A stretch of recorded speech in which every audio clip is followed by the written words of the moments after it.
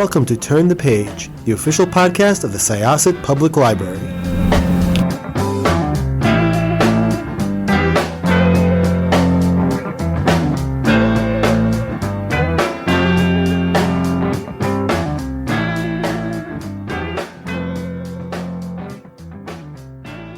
Hello, everyone. Welcome back to Turn the Page. I'm your host today, Jen, and today's guest has been here twice before, speaking with two different coworkers of mine, I believe. But I am so excited to have this return visit to talk about a very exciting new project and the wide world of audiobooks. So welcome back to the show. Could I ask you to introduce yourself, please? Sure. Hi, I'm Julia Whelan. I am an actor, author, narrator, and now founder of my own audio publishing company. But it is so nice to be back with you all. Yes, it's so nice to have you back. And so, how have things been since last time? Great. I think the last time we spoke, or I spoke with the library, was when my second novel, Thank You for Listening, came out, which was about two audiobook narrators who fall in love while recording a romance. And that came out in August of 22. And so, yeah, a lot has happened, both for me personally, and in my career, but also just the general state of the industry. Yeah, that is actually where I would love to start. First off, when I was just like looking at some of your webpage and some other articles about you, I've seen you compared to Adele, Meryl Streep, Michael Jordan of the audiobook industry, just like such a list of stars that you have been compared It's to. ridiculous. Yeah. So you are quite an authority on this subject. So I guess generally, like, does it feel like we are in a state of transition for the audiobook industry? Where are we right now? It's such a good question, and it's so hard to see things, the particular moment that you're in when you're in it. But I think we can rely on the data a little bit here. So the industry has had a massive boom, which it started actually interestingly around the pandemic. In 2020, in that spring, I remember thinking, oh, this is going to be the end of audiobooks because no one is commuting anymore. And that was what we always assumed. That was where we assumed people were doing most of their listening. But what actually happened is the industry just took off and it brought a lot of new listeners into audiobooks. And I think that that was a result of the fact that it was not screen dependent. So when so much of our lives moved on screen, being able to unplug from that at the end of the day, go for a walk, cook dinner, do laundry, ignore your kids, whatever it may be, by listening to audiobooks, it made the industry very popular suddenly. And that has only continued to grow. And I think you also have the introduction of book talk and that space driving sales, especially particularly in romance and other romantasy and genre. And it just has, it's kept going. The latest stats from the Audio Publishers Association is that it's up 13% from last year. It's been double-digit growth now for over a decade. And traditional publishers have raked in over $2 billion now yearly in audiobooks. Audiobooks generally have surpassed ebooks in sales for the first time ever. And so there's this massive growth at the industry at the same time that there's a constriction because of the introduction of text-to-speech and synthetic voice coming into the industry as well.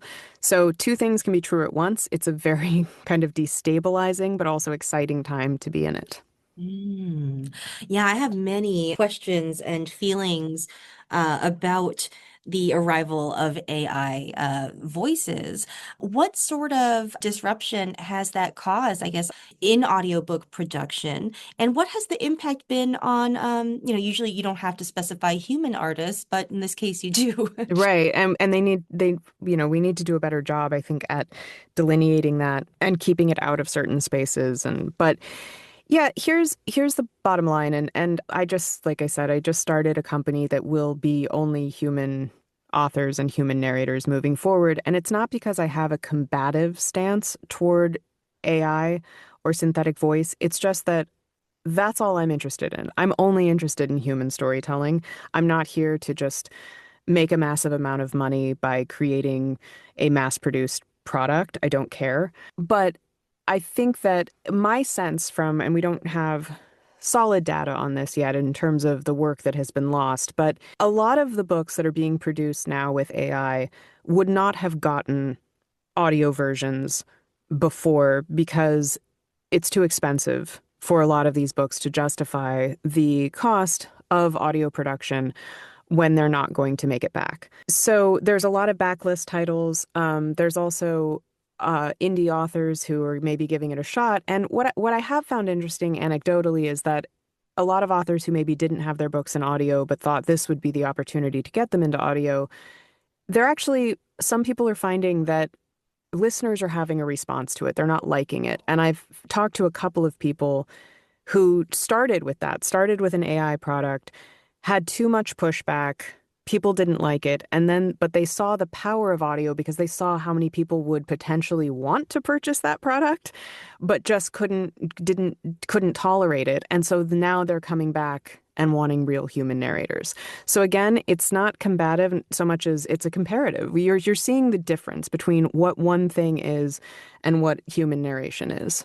Absolutely. I find in my personal listening, I find human voices in an audiobook or a podcast to be warm and inviting and to, feel like perhaps like an attenuated form of connection, but like Yes. a connection to another human being.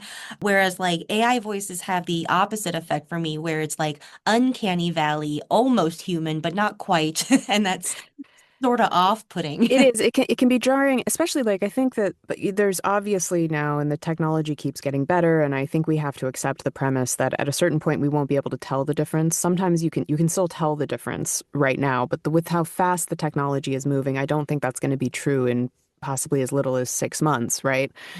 But I do think then let's say that even if that's the case, worst case scenario, you can't tell the difference.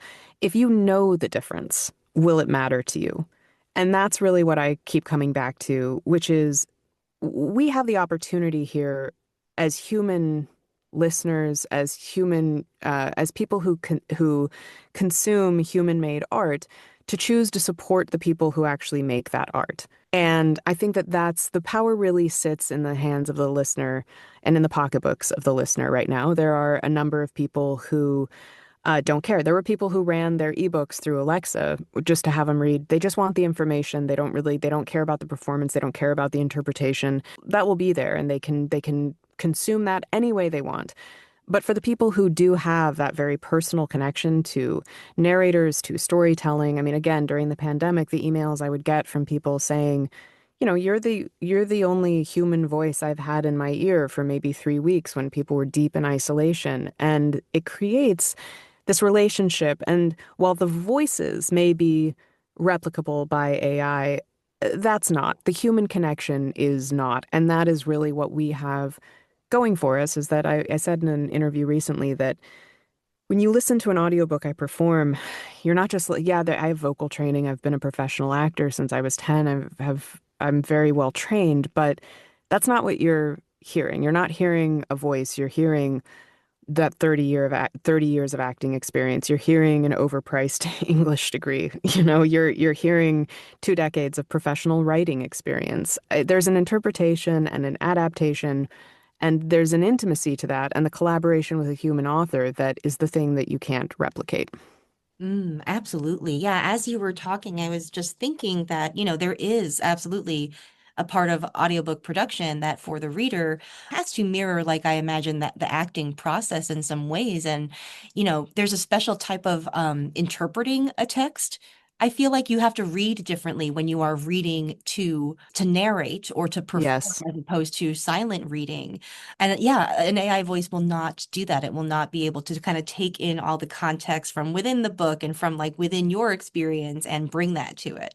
Yeah, and you asked originally, how has it impacted the industry? And, I'm in a very privileged position where I'm very well established. The majority of traditional publishers, the big five, let's say at this point, have not started using AI for their narrations. So my employers are still using human narrators, and there's only so many books I can do a year anyway. That said, though, I think for people who are newer to the industry, who are just starting out, who were taking those indie authors who were gambling on getting audiobooks done. I think I'd be shocked if they haven't felt the impact of this, because those were the first places where the work started going to AI. So can you talk a little bit about how your new endeavor, Audiobrary, how does it respond to these conditions, especially in terms of compensating artists? Yeah, thank you. So this is always I've always compared this fight a little bit to Game of Thrones, where there is the kind of inter-domain battles of, power and conflict between publishers and authors and narrators, and how we were going to get more compensation on an hourly basis, using the union to raise our minimums. And then I had always kind of joked, yes, but like, while we're having these battles, the White Walkers coming over the wall is AI. It's about to eat up all of us. And that's kind of what I came to with Audiobrary. So my frustration, to be perfectly honest, was not that synthetic voice was going to happen and going to change the industry. It was that the compensation models as they exist currently were just something I could no longer not do anything about. My biggest frustration is that narrators, while getting very, very minimally paid. I mean, I like to remind people that when you're first starting out, when I was kind of at the height of my career, I was doing 70 books a year, because that's not a badge of honor. That was just literally how many books I had to do to keep my head above water. And then on top of that, narrators don't get royalties. And as a actor who's had my SAG-AFTRA card since I was 9, and I still get residuals on Lifetime movies I did when I was 12. I could never understand how, in an industry like publishing that is built on royalties, narrators don't get that. And for people who maybe don't understand the financial impact of that, something like Gone Girl, for instance, I was paid about $2,500 to do that book 13 years ago at this point, and I've never received a penny more. And it's one thing when this market was smaller, when audiobooks were not necessarily public facing, but really more about library markets. But now, like I said, they've overtaken ebooks. There's a massive, massive media industry here, and we are not being compensated as such. And yet the authors and the publishers will continue to make money on these products that we helped make. And we are the only people not getting a portion of that, including retailers. So a company like Audible takes a massive amount off the top, when really they are just kind of a server. They're just hosting the product. They're not making the product. They don't have a financial investment in the product. They are just selling the product, and they take more than any other digital product out there. So Audiobrary started from this issue. First of all, I also think authors need to be getting more of the pie. So we have a profit share model with authors. We also give narrators a royalty, and we are also a direct consumer distribution channel. So all of our projects that we acquire are available wide. You can get them anywhere. We don't gatekeep. But when you come to Audiobrary, we offer usually bonus features like an interview or bloopers or something like that you can't get anywhere else. And when you are purchasing directly through us, it's going right to the creators. It's going right to the authors, the narrators, and then Audiobrary, who puts up the money to actually make these projects. So it was my way of kind of tackling all the problems as I saw them in the industry at the same time. And it was very, very ambitious, but it's working. People are responding to the message. That's so good to hear. And I am so glad to, hear you talk about the way that, distributors have sort of amassed all of the profits from the people who are actually producing art. This might be a totally off-base question or observation, but I wonder how similar it is to the conditions that sort of preceded the SAG-AFTRA strikes as well. Like, was the advent of streaming a part of how these models changed too for audiobooks? Yeah, absolutely. It is an interesting parallel in that so much of the fight that happened with the strikes, both Writers Guild and SAG-AFTRA, was about how these minimums have been driven down and down and down. And what always happens, I've been in that industry so long that I remember when we were having arguments about VHS Mm. residuals and DVD residuals. And what always happens is the people who are in that position in the ecosystem, the ones who make the DVDs, for instance, the studios, will say, this is new media. We don't know that there's any money in it. And by the time we get around to 3 years later, having the next contract come up for negotiation, they have made so much money and we are constantly 5 to 10 years behind. And that's essentially what happened with streaming. I mean, there's a number of components there of why streaming is not profitable for the people who actually make the stuff because they started running Hollywood like a tech company, and that's its own problem. Mhm. But yes, but that's the issue is that the minimums for cable for streaming are very different than what the minimums used to be for just, your basic big three television contracts, for instance. And there was never any way to prove the data to look at this. And I think that's the other thing in audiobooks is that these books are so closed. The accounting books are so closed and no one shares data. And it's impossible to know what numbers are and even where the sales are happening. And so again, as an audio publisher, I'm finally starting to get that data and I'm seeing how much they actually do know about how much narrators sell books, what we contribute to the process, where those books are being sold, how they're being found. And they're just, they keep it very closed. Absolutely. So you're going to be licensing as well as producing original content on this platform, is that right? So yes, right now we are, as I said, we're an audio publisher where we license audio rights from authors or from small presses. We create audio book versions of those books. And we also are just now starting to open up the platform itself, audiobrary.com, as a marketplace to projects that have already been completed. So an author or a production team will bring us a finished product and we can sell it on Audiobrary. We can also handle wide distribution for people if they would like that. And we're trying to attack this from kind of all angles. We also started a rental model on Audiobrary. So for our titles, we are able to rent them at about a third of the price for a week so people can try it. Because we, as a publisher, we do many different types of books. We're a very eclectic publisher. So we wanted to give people the opportunity to try something they maybe wouldn't normally try at a more accessible price point. That's so interesting. It sounds like, like the A24 of of audio. Yeah. I've had that comparison. The Adele of audiobooks and the A24 Yeah. of audio publishing. Yeah.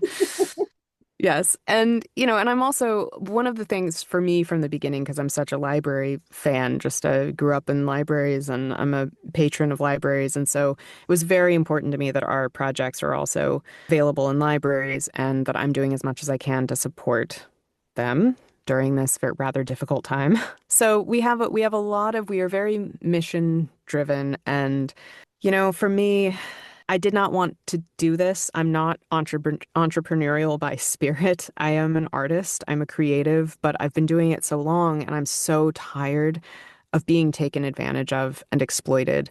And by people hiding behind, so many artists never want to fight for themselves or advocate for themselves. They hide behind the work, saying like it's some kind of purity test, that they don't talk about money, that I'm here for the art. Well, other people are making money off of your art.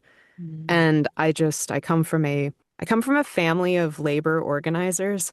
And so this has just always bothered me. And this is my attempt to try to do something about it. That's fantastic. I'm really interested in some of the stuff that I have read about it. What is Rabbit Hole? Can you tell us about that? Okay, so the rabbit hole started out as we launched Audiobrary with my third authored book, which is actually called Casanova LLC. It is a dyed-in-the-wool romance, and it is actually the book within a book from Thank You for Listening. Oh. So the romance novel that the narrators were recording in Thank You for Listening is called Casanova LLC. And we did it as I had written it in Thank You. So it was an 8-episode audio romance series. When we were doing this, because there was so much to talk about in terms of the intertextuality between the two books, the narrators that I brought into it, Sebastian York and Eduardo Ballerini and Jonathan McLean, I wanted to be able to have conversations with them about their careers. We have bloopers. So the rabbit hole edition is about 5 hours of bonus material, kind of like those DVD extra features. For anyone of a certain age listening to this, that's what the rabbit hole is. It's the rabbit hole of Casanova LLC. That is so cool. Okay, I love bloopers and I do love, extra feature content. So I think it's really, really neat model that you have for not just appreciating a work in its own right, but some of the stuff that like went into it for, Well, and I think that that's where we're finding, because for me, I'm an English major, right? I'm a nerd in that respect. And so I always want to know what the story behind the story is. And that's where with Audiobrary, when we do these bonus features and these interviews, I always want to talk to the author. There's usually something special with each project that we cover because there is a lot to talk about. And it also reinforces what I'm saying about human creativity. And, the thing that the machines like can't beat us on yet is just being able to have a conversation with each other about creative process and the impetus for storytelling and why we do that. I mean, it is the oldest tradition that we have as human beings. The Audiobrary pre-roll, like our brand pre-roll at the beginning of every project, is the sound of a campfire and wind whipping at the flames because that is what it is. It is an invocation. It is a call to gather around and hear a story. That's fantastic. And Yeah. yeah, you are 100% correct. Like an AI voice can't provide bloopers, that's you need a human for that. So. Yes. Yeah. I mean, to me, again, this is like I come from just such a long tradition of acting and collaboration and that's the stuff I'm interested in and I think that especially as things become more automated, we might forget ultimately what creative process is and we might stop asking people what their creative process is and I really don't want to see that. I don't want to see those traditions and that craft go away. Mhm. So are there any big projects or releases coming up that you're able to talk about? Yeah, we have a good slate of projects coming up. I think the one that seems to have the most heat, pun very much intended around it, is we actually have re-recorded Sierra Simone's new Camelot series. So for people who really love erotic romance, these books came out 8 years ago, and they are a retelling of the Arthurian legends, but set in the American presidency. And it is not a love triangle this time, but a triad, a throuple. And the books had been done originally in audio, and then the rights were expiring. And the author came to us and said, "Do you think you could do this as duet?" So it's a multicast duet recording of those three books. And the first one, American Queen, comes out on July 31st and will be available everywhere, to be fair. Like you'll be able to get it through your library. You'll be able to get it anywhere, but on Audiobrary, we have the bonus features like interviews and bloopers, and then we're also selling a bundle of all three books at a discount as a pre-order. Nice. And Yeah. for you, is there anything on your horizon? Are you writing or narrating right now? So this is the part where I always have to be like, so I'm running a company. I have not been writing at all. This is my goal is to have that rectified by the beginning of next year. I need to get back into a writing practice. I think I know what I want to write, but right now there's a number of books that I had to narrate this spring that are coming out. I did obviously Emily Henry's new book, Great Big Beautiful Life, Home of the American Circus by Allison Larkin, which is gorgeous. Atmosphere by Taylor Jenkins Reid. Bury Our Bones in the Midnight Soil by V.E. Schwab. These Summer Storms by Sarah McLean coming out in July. So it's just like been a summer of absolute bangers. These books are incredible. They're the big books of the summer. I'm very, very lucky. And then on top of that, after 13 years of development, the film version of my Oxford year is coming out on Netflix on August 1st. So it's a very busy time right now. Oh my gosh, yeah. Wow. Well, thank you even more then for making the time to talk to us because Anytime. I only want to talk to library. That's all I want to do. yeah, and thank you for supporting libraries, everything that you do for the book world and for libraries is really wonderful. We appreciate it. Oh, I no, you well, I appreciate you. I mean, that was the first lesson I learned as an audiobook narrator that the librarians are really the key to the whole industry, to be perfectly honest. Like before there were fandoms and before Book Talk existed and before any of that, it was librarians like hand selling audiobooks to patrons and supporting narrators. And it really is the lifeblood of this industry. So thank you. Oh, thank you. Oh my gosh, yeah. Well, we could get, stuck in a loop of thank yous for forever. So Well, that's what I like about librarians. They're very polite and generous. Well, it's been really great talking to you. And listeners, please check out Audiobrary. I think you're just going to absolutely love browsing it and seeing all of the amazing things on offer. And it is just like such a breath of fresh air in, what can seem like a sort of dystopian media landscape sometimes. So thank you for that as well.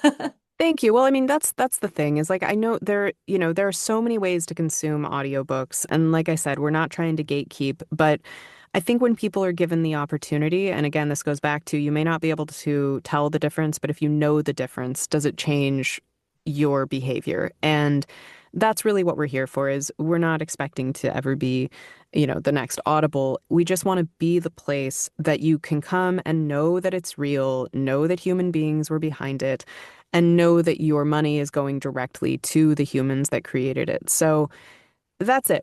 If I can carve out that nice little niche for everyone who cares about this sort of thing, then that's what I want to do.